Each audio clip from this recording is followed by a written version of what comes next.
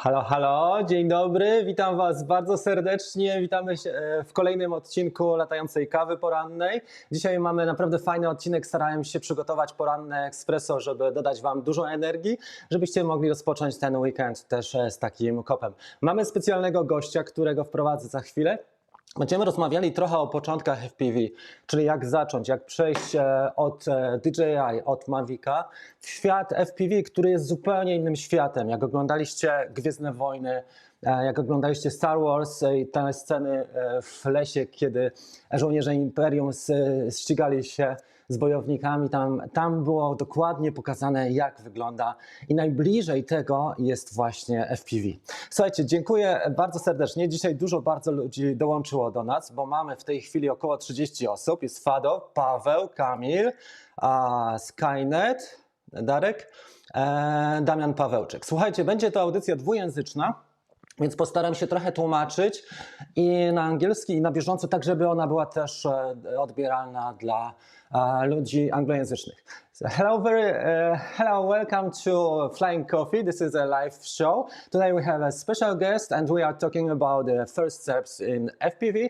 We're going to have a special guest and we are talking about the transition from Mavic into the FPV world. The first steps, the bright sides and downsides, the dark sides and the cost and the challenges, and we're gonna discuss with our special guest. So I'm very excited to have the program in two languages. I hope my English is gonna let you to understand, and we're gonna have a nice transmission, a nice live stream.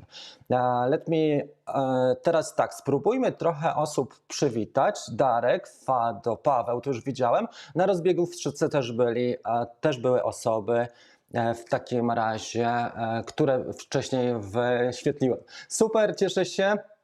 Słuchajcie, mamy też nowego członka wspierającego, Maxtery. Super, Maxtery, dzięki Ci bardzo serdeczne.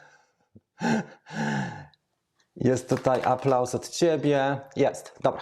Słuchajcie, w takim razie teraz mam dla Was niespodziankę, dlatego że postać, którą zamierzam wprowadzić, wszystkim rodzice jego pochodzą z Polski, co ciekawe, czyli mówi trochę po polsku. Po drugie, wychował się i mieszkał przez całe życie w Kanadzie, ale 5 lat temu przeprowadził się do Korei Południowej. Dowiemy się, co on tam robi, ale między innymi też ze względu na okoliczności, na ten klimat zaczął latać dronami FPV. Bardzo dobry kanał prowadzi, polecam kanał Mata. Znajdziecie link poniżej w opisie tego filmu, także w rubryce społeczności. Ja Wam też pokażę teraz, jak wygląda jego kanał. Matt publikuje filmy, które bardzo długo przygotowuje. To są filmy, których nagrał 26 na kanale, ale ma dobrej klasy filmy i zobaczcie, co się dzieje, że jeden z nich, przewodnik FPV, osiągnął ponad 200 000 wyświetleń, także rewelacyjna wartość. Natomiast tutaj w swoich filmach też opowiada o tych swoich pierwszych krokach, o low budget FPV i o tych najlepszych wartościach za pieniądze, których można osiągnąć. So Matt is having the YouTube channel concerning or only specializing in FPV. Very successful one, 26 videos, more than 11,000 subscribers. It's really impressive. One of the films, FPV Beginner's Guide, is really successful, more than 200,000 views. So it's really impressive. And the films, the YouTube episodes of him are really great because he's one of us. So he's been starting, let's say, not such a long time like Joshua Bardwell or many like Mr. Steele. He's been starting and he's sharing the experiences. Czyli on wystartował nie tak bardzo dawno z FPV i dzieli się swoimi doświadczeniami na bieżąco w postaci profesjonalnych filmów i w postaci tego, co robi na bieżąco. Także fantastyczna sprawa, ja się bardzo cieszę i słuchajcie, w takim razie przywitajmy teraz nasz specjalny gość, Matt Pochwat. Już przejdziemy do interview. Dodajmy go. Poczekajcie. Add left. And right. Yes, right now it's fine. Hello, Matt. How are you today? Hello, Rafa. Good. I got my coffee, so I'm ready for the interview. But yeah, thank you for having me. I'm really happy to be here. Yeah. First of all, Matt, congratulations. You are very successful as in a sharing of the knowledge and experiences. I think your way is very easy to consume and very easy to perceive. So I'm really amazed how your channel, how successful is your channel. Let me translate. Więc przede wszystkim chciałbym powitać Matta i chciałem pogratulować mu, bo jego sposób przekazywania doświadczeń i swojej wiedzy jest naprawdę imponujący. Pokazuje z uśmiechem i spokojnie, jak to zrobić. I też jest bardzo jego kanał święci sukcesy, także gratulowałem. Yeah, thank you so much. You continue to flatter me, and I don't know what to say. Honestly, I didn't expect the channel to take off as quickly as it did. So I'm still learning, and this is all still very new to me. But yeah, I'm happy people like it. Yeah, I want to ask you about your videos. How much time do you spend preparing the video? Jak dużo czasu zajmuje Ci przygotowanie każdego odcinka na YouTube? I'd say each video takes, I don't know, at least 40, 60 hours of work. Each video is like another full-time job, I'd say. But I think honestly, most of it is just because I'm still learning. So each video, it's like a large learning process where it's trial and error. I make mistakes, I learn from them, and yeah, sometimes I have to redo things. So I think as I continue the YouTube channel, hopefully that, you know, it quickens a little bit, and I can hopefully make as many videos as you do. I saw that you make almost a video a day, which is incredibly impressive. So yeah, right now it takes a long time, but I enjoy it. So the time goes by quickly. Czyli Matt przygotowuje każde wideo przez prawie tydzień, 40 do 60 godzin. It's a lot of time, it's really long time. Bardzo długi czas mu zabiera, czyli praktycznie cały tydzień. So it sounds like an entire week of working week, 40 up to 60 hours. I teraz zapytajmy go jeszcze jedną rzecz. Okay, so this is pretty. Tell us a little bit about your background. You moved from Canada to Korea, and how did you find? Did you start flying FPV in Canada, or just when you moved to Korea? Zapytałem go o kulisach tej przeprowadzki z Kanady do Korei. Kiedy zaczął latać FPV? Czy jeszcze w Kanadzie, czy już w Korei? No, I started flying FPV in Korea. Yeah, it just kind of happened. I found a couple FPV YouTube videos while I was here, and it just seemed so interesting. The place that I live, it's an island in Korea, and it's very beautiful. So I might have even been looking for like a Mavic drone or like a photography drone just to take videos of the locations here. And one way or another, I just stumbled upon FPV and then started getting really into it and started making videos. And yeah, it happened very recently. Pretty much right at the start of my channel, that was maybe my third month flying FPV, so it's very recent. Czyli Matt zaczął latać dopiero po przeprowadzce do Korei, mniej więcej 1,5 roku temu, i z tego względu, że tak ładne miejsca tam ma, mieszka na wyspie i faktycznie przeprowadził się. So you've been living 5 years already in Korea. Yeah, 5 years. I've lived in different cities, but yeah, 5 years total. Czyli Matt już 5 lat mieszka w różnych miejscach w Korei i już tam dość długo jest, mniej więcej 1,5 roku lata FPV. Okay, tell us a little bit about the relation with Polish people, with Poland. Do you have any relations? Do you know any famous people? Zapytałem go o Polskę, czy zna i jakie są jego relacje z Polską? Yeah, so my moi rodzice są z Polski, to trochę potrafię powiedzieć, ale bardzo gubię swój język, bo już długo nie mieszkam z rodzicami, to nie mam opportunity to practice. But, Fantastic. yeah, I've lived my whole life in Canada. I'm the only person in my family that was born in Canada. Even my brother was born in Poland. So yeah, we definitely still follow all the Polish traditions and all that. But don't ask me about any famous people or anything like that because my knowledge is pretty limited. All right. So you have actually 3 countries like Poland, Canada, and Korea.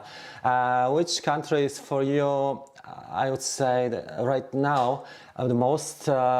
Where is your heart, and how do you share your heart? I mean, do you come and visit guys in Canada, or you stay just in South Korea all the time?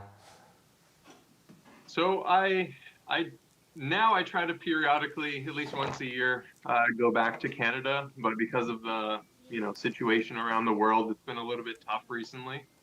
Honestly, Yeah. I didn't expect to live here for as long as I have. So my plans are to return to Canada relatively soon.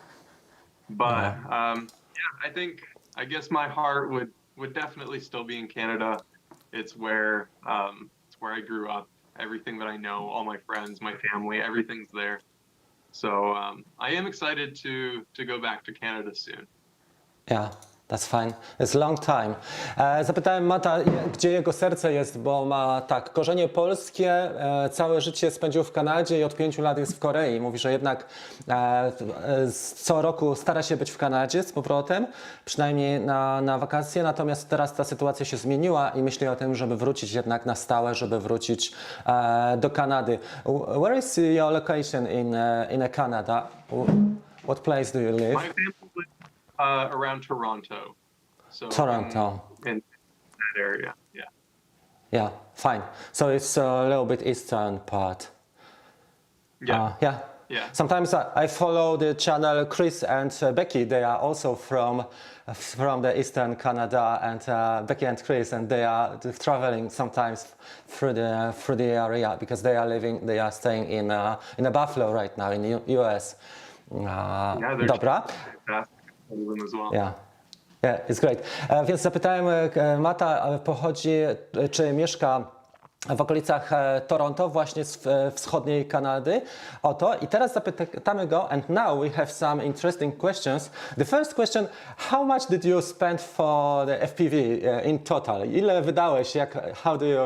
How can you tell us? Honestly, at this point, I have no idea. I spent way more money than I thought I would when I first decided to get started in the hobby. Now that my channel's getting a little bit bigger, I'm getting lucky, and I've had some products sent to me, which is really nice. It helps, but a few $1,000s, I think, Yeah. for sure. I Yeah, remember, especially with the tak. DJI system is so expensive that investing in that definitely was quite a bit. Zapytałem Mata, ile wydał. Powiedział, że nie do końca wie, ale na pewno dużo więcej niż się spodziewał, bo pierwsze te koszty są zwykle małe, ale później jak przechodzimy na wyższy poziom jest coraz więcej ich i szczególnie DJI system, czyli gogle i Air Unit czy Vista, Caddx Vista, one są już dość kosztowne. Ostatnio, so have you transferred your Cineloop into HD, czyli Matt na pewno przerobił swojego Cineloopa. You have Dayton, probably Dayton. Yeah. So you. I actually ended up converting all of my drones to HD now. Yeah. Right now I have one. Once I tried HD, I couldn't go back. So even my Nazgul, everything has a Caddx Vista in it. Czyli w tej chwili przechodzi Matt na na system DJI Skadix Vista, to jest ta kamerka, którą mamy tutaj, ta mała, i ona daje cyfrowy obraz już do gogli, jest kompatybilna z tym VTX-em właśnie do gogli DJI. DJI has made a lot of, DJI zrobiło bardzo duży progress. It made a huge progress upgrading the FPV. I mean goggles and as well as goggles, as well as VTX and the features. So, więc teraz mamy bardziej lepszy ten system. DJI zaktualizowało system i to bardzo, jeżeli chodzi o FPV. So they invest a lot of money. We can expect further development. Myślę, że oni zainwestowali bardzo dużo pieniędzy DJI i że jeszcze planują rozwój, jeżeli chodzi o FPV. Yeah, no, definitely. I think everybody was very surprised with the DJI system and how good it actually was, because I think before that most people said that that digital would never work, and it's why we had analog FPV for so long.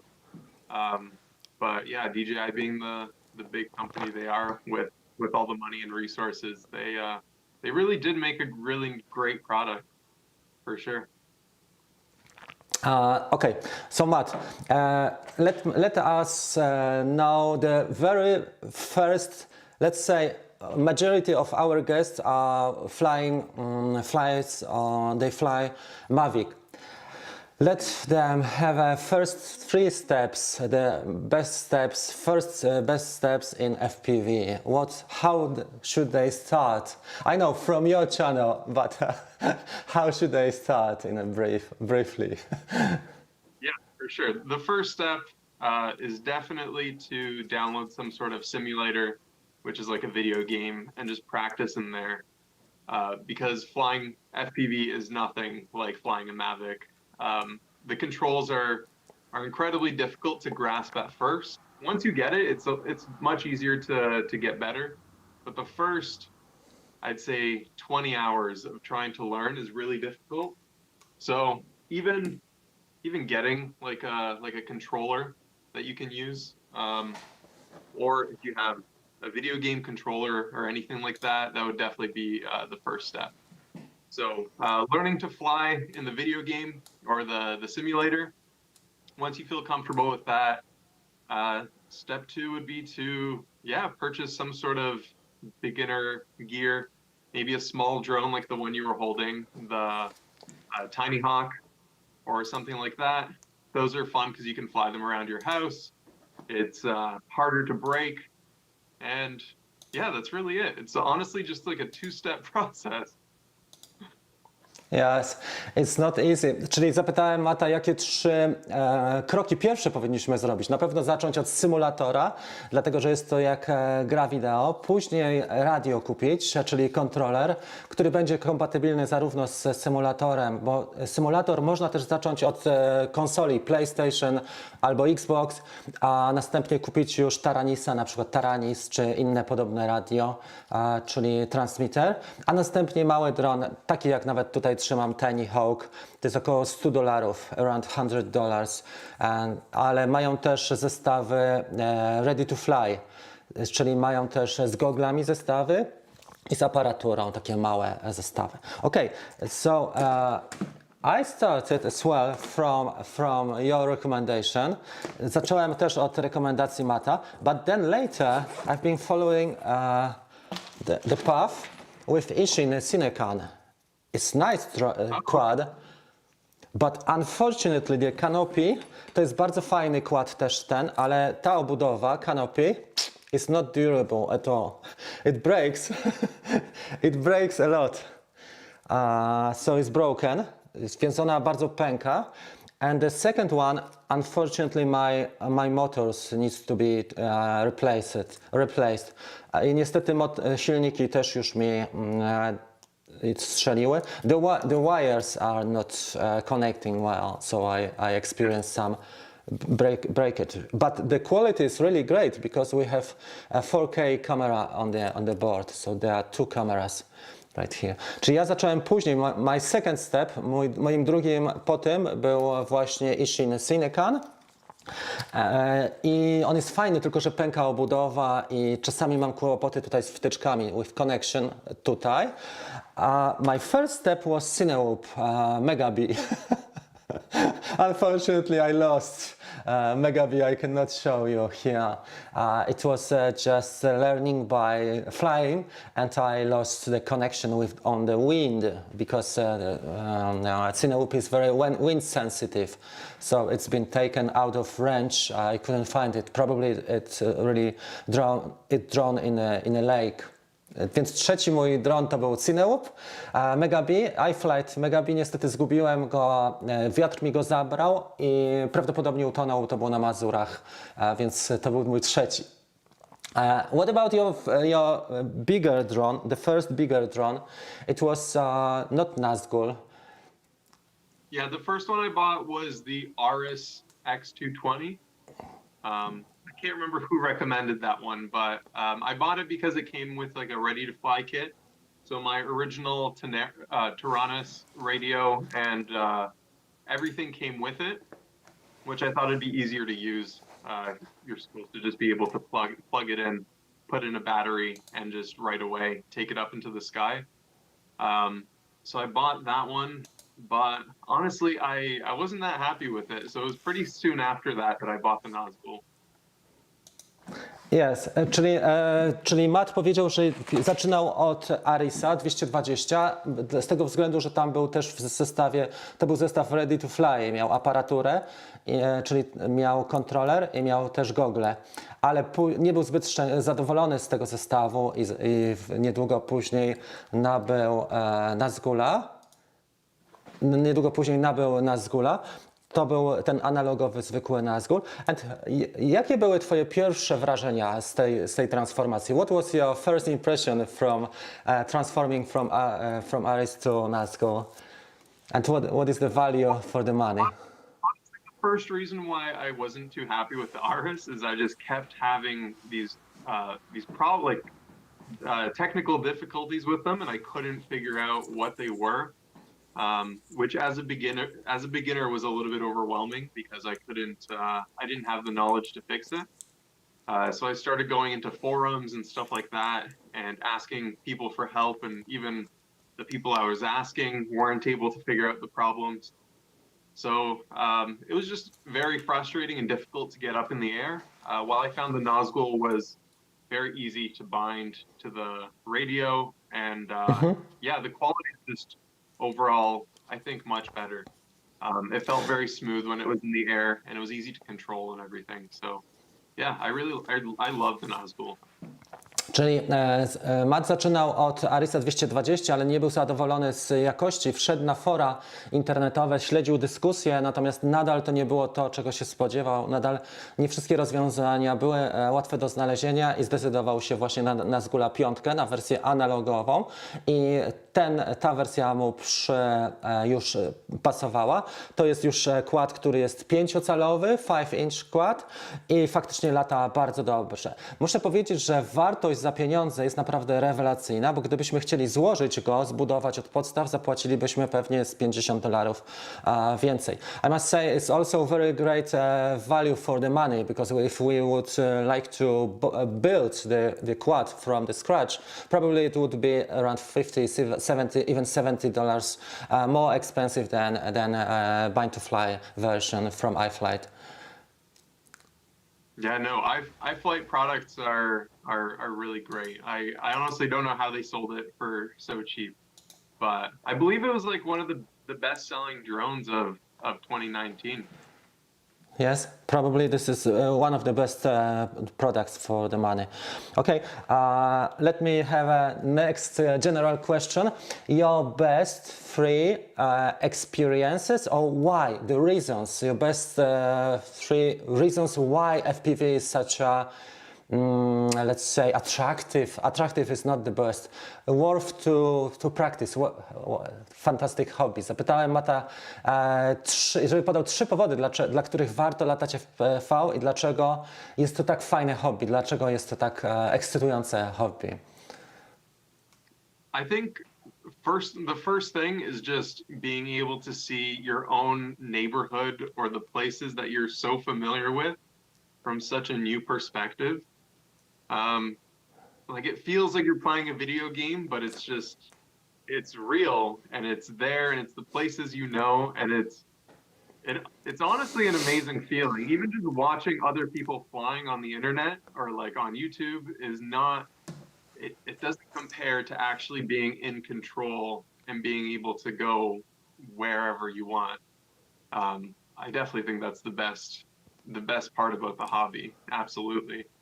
Other than that, personally, I think that the whole technical side of things and all the, having to figure out so many problems and learn so much information just to be able to fix your drone and make it better and, you know, learn how to swap parts. I feel like I learned so many skills and I feel so proud of myself now. These are things that I never thought I would ever learn. So yeah, that's definitely another thing that I think is amazing. But besides that, I don't know. I don't know what a third one would be. Maybe. What about the community? About the community and how much, how the communities are great. Unfortunately, I've been stuck here in Korea by myself on an island. So I'm excited to go back to Canada so I can finally find some people to fly with. But yeah, that was one of my reasons to start a YouTube channel, just so I could connect with people and, you know, share the passion and share the fun and excitement of FPV. Zapytałem Mata, jakie są 3 główne powody, dla których warto latać FPV i przejść na to hobby, czy spróbować tego hobby. Przede wszystkim na pewno to, że widzisz siebie podczas lotu zupełnie z innej perspektywy, bo widzisz siebie i swoje okolice z perspektywy gogli, czyli tak jakbyś była w grze wideo, ale jednocześnie jest to w realu, to się dzieje, to jest real i latasz wokół siebie, wokół domu i z taką perspektywą jeszcze, bo oczywiście Maviciem też to możemy, Mavic też to może zrobić, ale tutaj mamy loty, gdzie dynamika jest niesamowita dynamika i zmiany, które możemy zrobić, jeżeli chodzi o manewry, są też rewelacyjne, bo wszystko jest manualne, całe sterowanie mamy manualne. Drugą cechę, którą powiedział Matt, to było to, że w ciągu całej tej kariery swojej nauczył się bardzo dużo. Tak jak widzicie, tutaj jest receiver, tu jest odbiornik, jak zrobić upgrade, czy jak zrobić update odbiornika, czy flashing, czy binding, jak zrobić, czy jak zmienić tutaj na digital system, czy jak kamerę zmienić z analogu na cyfrową, jak tam VTX, jak tam flight controller działa, co na przykład z Crossfire, zaraz go zapytamy i tak dalej, więc on tak dużo nauczył, że jest dumny z siebie. No i trzecia sprawa to jest community, prawda, czyli społeczność cała, która tworzy się wokół FPV. Są to zwykle ludzie, którzy są skłonni do pomocy sobie, ale też założył kanał, dlatego że on w tej chwili jest w Korei i jego kanał YouTube'owy też służy między innymi do tego, żeby łączyć się z innymi ludźmi, żeby tą społeczność też społeczność rozwijać i dawać wartość też innym. Fine. Tell us, Matt, about your three best investments or changes in FPV. I mean, the system, the transmission, or what was the best 3 steps to improve your FPV? I mean, talking about the gear. Okay. I think. I definitely think the number one upgrade that anybody can make is Crossfire.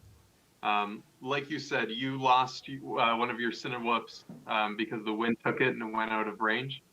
And I think, you know, losing your drone is probably the most heartbreaking thing that can happen when you're flying FPV. And just upgrading to Crossfire, which is arguably the best radio connection that you can get, it just gives you such peace of mind knowing that you're probably not going to lose your drone is invaluable.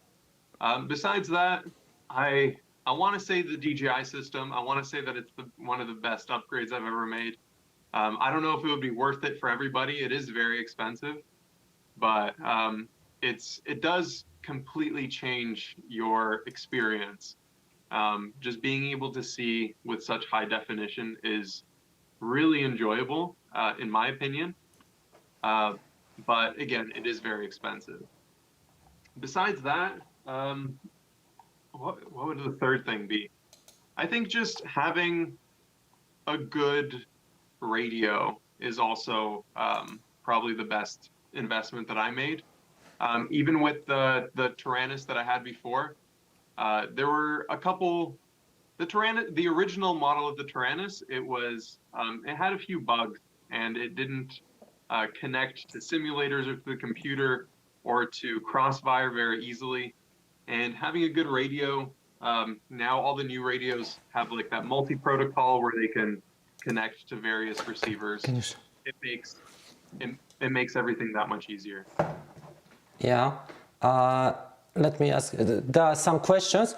Czyli Matt powiedział tak, przede wszystkim jeżeli chodzi o 3 inwestycje. Pierwsza inwestycja to jest Crossfire, która dla niego jest najlepsza, dlatego że zasięg wtedy mamy naprawdę duży. Crossfire oczywiście swoje kosztuje, bo pewnie jest 1200 zł, mniej więcej 1200-1500, ale daje nam praktycznie zasięg nieograniczony, bo Crossfire nawet do kilkudziesięciu kilometrów może nam wystarczyć. Druga rzecz, o której powiedział, to jest DJI.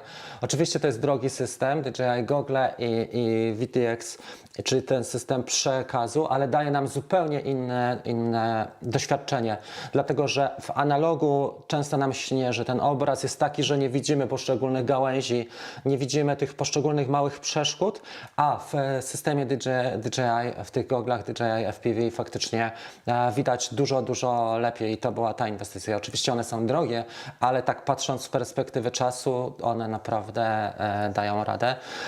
Of course, the DJI system has also many advantages like connecting with a smart controller. Many guys watching us have a smart controller, so we can show on the screen, like on a huge big screen via HDMI. You can our feed, our footage live.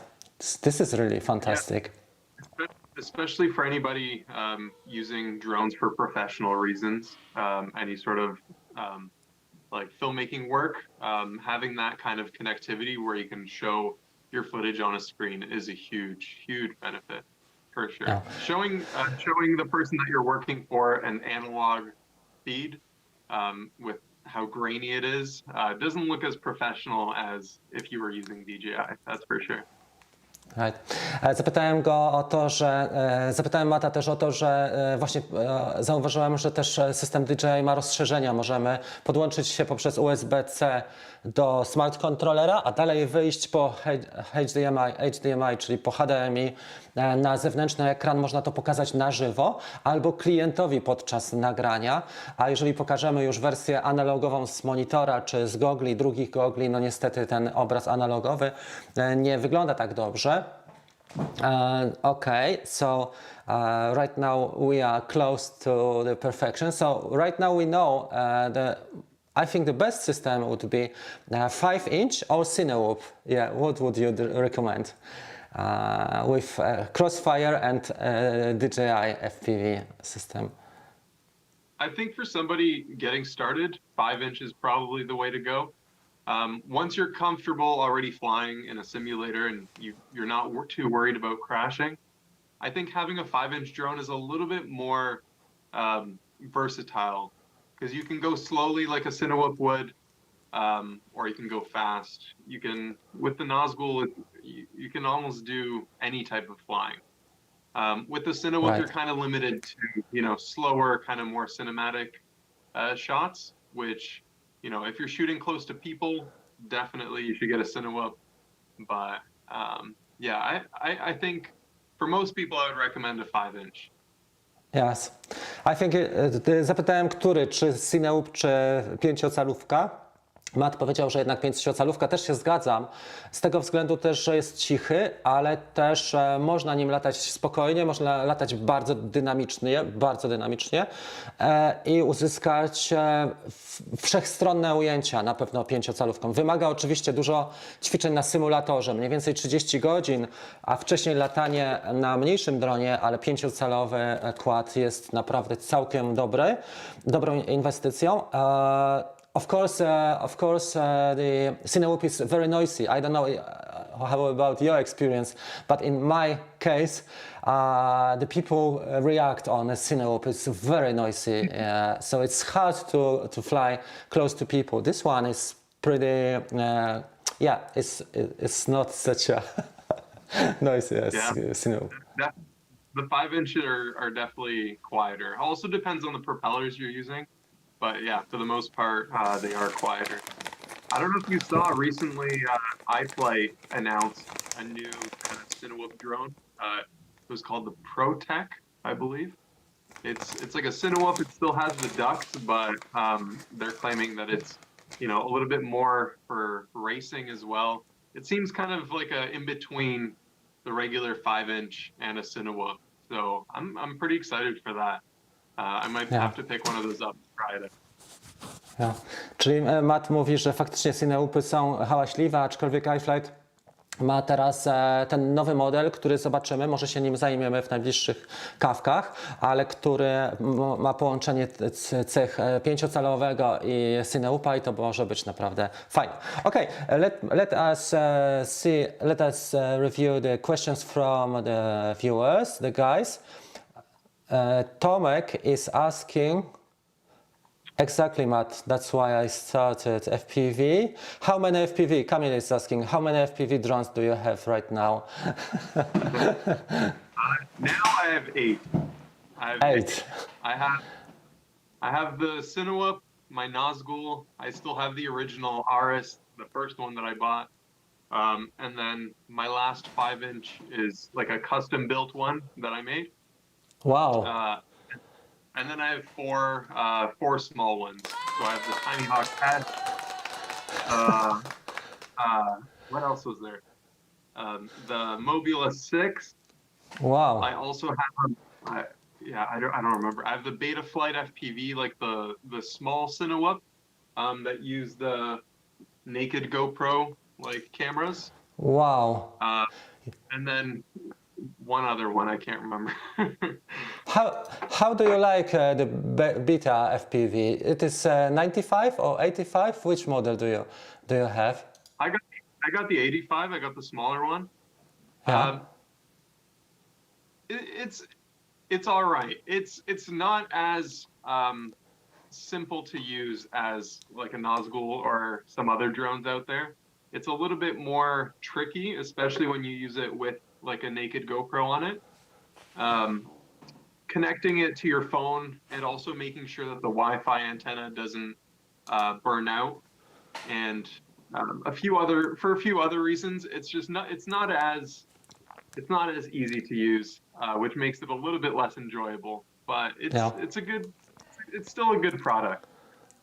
Zapytałem Mata o Betaflight 85, Betaflight FPV, bo to jest jeden z ciekawszych kładów na rozebrane GoPro Hero. On ma, tutaj widać taką wersję, mówił, że tam jest trochę takich rzeczy, o których trzeba pamiętać, między innymi o połączeniu Wi-Fi i tak dalej, ale że nie jest to tak proste do użycia, że trzeba się trochę wkręcić bardziej. So did you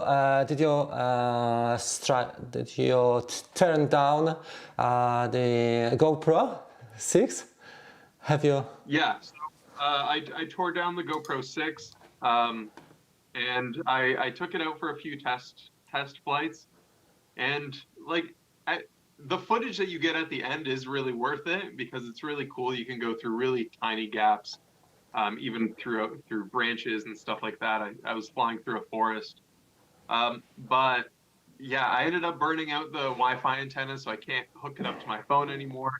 And then since the GoPro doesn't have a screen, you can't really change any of the settings on the back. So I kind of ended up ruining this Hero 6. Then I got the Betaflight FPV board to convert the Hero 8, but I don't know. I still use my Hero 8 quite frequently, so I don't want to destroy it just yet. Yeah, that's right. It depends. Some people say it is nice idea and some people love it, and some people say it's not perfect idea.